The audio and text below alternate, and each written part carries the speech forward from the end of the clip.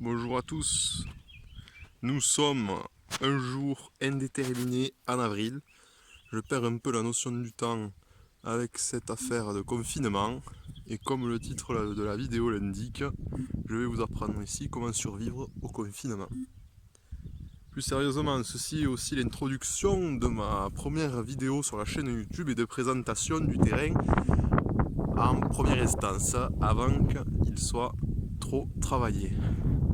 Donc nous sommes dans le Rouergue occitan et tarnais, jolie contrée verdoyante où l'agriculture prospère depuis des centaines d'années.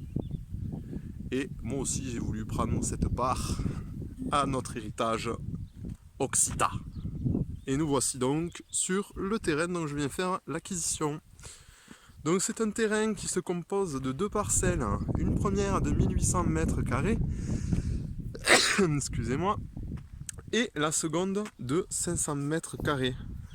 Le tout pour un total de 2000 euros. C'est quand même très abordable dans la région. Salut! Je dis bonjour aux voisins. Lien social très important.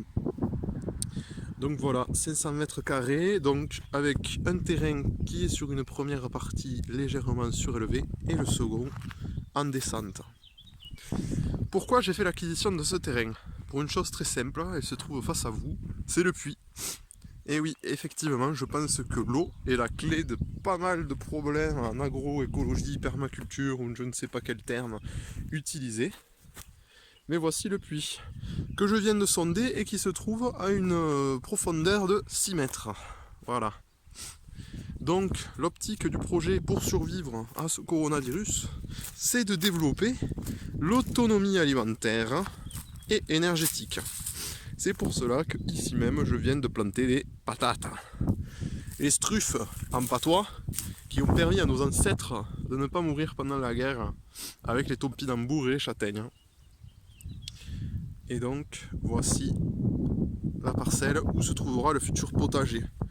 En effet, il est assez notable que le puits étant en hauteur par rapport au reste du terrain, en fait ça va utiliser un arrosage par gravité, qui veut dire qu'en remettant à jour la pompe à chapelet, qui est l'instrument que vous trouvez en face de vous, en faisant tourner cette roue, on remplit le bassin, puis avec ce bassin, on remplit une seconde zone d'irrigation. Alors il faut savoir qu'ici, quand je suis arrivé, c'était inaccessible pour un véhicule, et c'était un roncier géant. Voilà, un roncier géant. Je me suis attelé dans un premier temps au défrichage de la partie autour du puits, et cette partie, je peux vous l'assurer, était vraiment dense, et j'ai utilisé un outil, l'outil de nos ancêtres, une petite machette, et si je la trouve quelque part, voilà, la FAO, en patois, la FAO, la faux. Donc instrument très pratique mais très énergivore. Faute d'utiliser du pétrole, c'est de la sueur qu'on utilise. Bon, donc sur cette passerelle donc de 500 mètres carrés, le potager, donc j'en ai viré. Déjà, on a terrassé un peu ici pour pouvoir rentrer deux véhicules. Ça nous semblait être la première priorité, pouvoir se garer pour décharger du matériel. Donc on a la chance d'être relativement proche de la route. Et donc on a profité pour défricher toute cette zone. Donc, vu que on a commandé une pelle mécanique qui a été utilisée pendant 24 heures, il fallait tout prévoir à l'avance de ce qu'on voulait faire. Et une des premières choses qu'on voulait faire, c'était une mare. Donc voilà, une mare au fond du jardin. Et comme on peut remarquer, en creusant, eh bien, l'eau est ressortie. Car, en fait, si on se met dans l'alignement, on voit qu'il y a le puits en face. Il y a un puits au fond, un second ici, et un troisième là derrière qu'on ne voit pas. Donc cette mare va servir à apporter de la biodiversité sous plusieurs aspects. Donc déjà avec tout ce qui est amphibien, petits poissons pour manger les moustiques. Après l'introduction prochaine de canards coureurs indiens pour manger les limaces. Et voilà.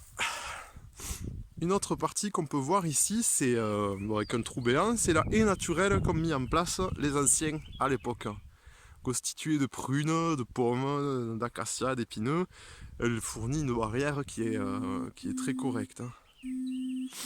Voilà. Légère coupure. Donc voilà, je disais cette haie des anciens, donc à base de prunes, de pommes, d'acacia. Bon, c'est des fruits qui sont un peu sauvages, hein, donc c'est pas des fruits comme on trouve au supermarché. C'est les espèces indigènes qui sont propres au coin d'ici. Voilà. Donc là, j'ai effectué un premier semis de carottes et de radis, lancé et semé à la volée avec du sable. Des essais de semis de tomates qui n'ont pas fonctionné, que je vais laisser vivre ici, voir si cela se développe.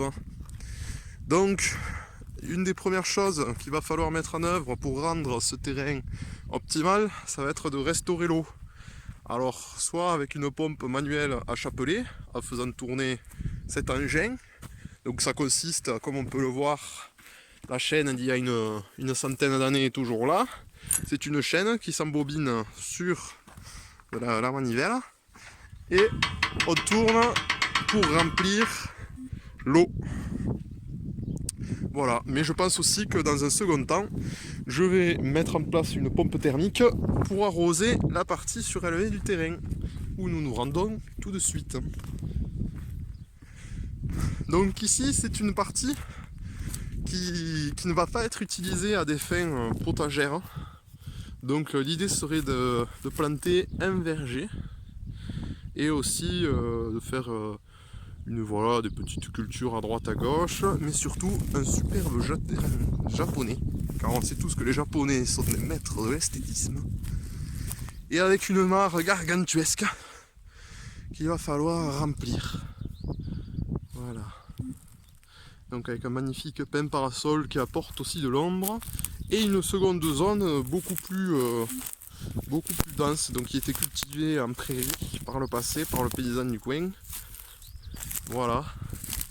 Et l'idée, ce serait de mettre dans cette troisième zone un poulailler. Voilà. Mais bon, ça pour l'instant, il va falloir clôturer tout.